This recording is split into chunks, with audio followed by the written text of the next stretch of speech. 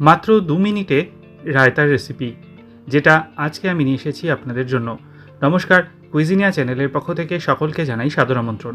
আমাদের সবার channel কুইজিনিয়াকে subscribe করে পাশে থাকা বেল বাটন আর অল আইকন প্রেস করে রাখলেই সব নতুন ভিডিও নোটিফিকেশন আপলোড হওয়া মাত্র আপনাদের কাছে পৌঁছে যাবে।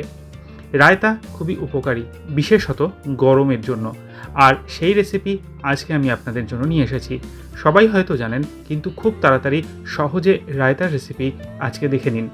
একটা শসা নিয়েছি, মাঝারি সাইজের। শসাগুলোকে আমরা কুচি করে কেটে নিয়েছি। এরপর এতে আমরা প্রথমে দিচ্ছি 4 টেবিল চামচ পরিমাণ টক দই। আমি কিন্তু একটু জল ঝরানো টক দই এখানে ব্যবহার করেছি। টক দইটার পর এরপর যে উপকরণ দেব সেটা হচ্ছে বেশ কিছুটা বিট নুন, মানে স্বাদ অনুযায়ী বিট নুন। 1/4 টিস্পুন দিয়ে দিলাম চাট মশলা, আর তার সাথে 1 চিমটি লাল লঙ্কার গুঁড়ো।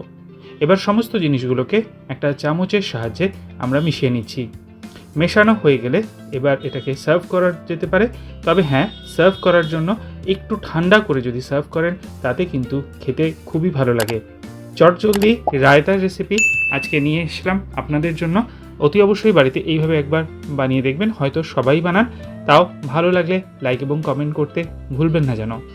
যারা এখনও চ্যানেল কুইজিনাকে সাবস্ক্রাইব করেননি, অনুরোধ করব চ্যানেলটাকে সাবস্ক্রাইব করে এই পরিবারের সদস্য হয়ে যাওয়ার জন্য। সবাই ভালো থাকবেন, সুস্থ থাকবেন। রেসিপি রিকোয়েস্ট কমেন্টের মাধ্যমে জানাবেন। আজ তাহলে এ পর্যন্তই। নমস্কার।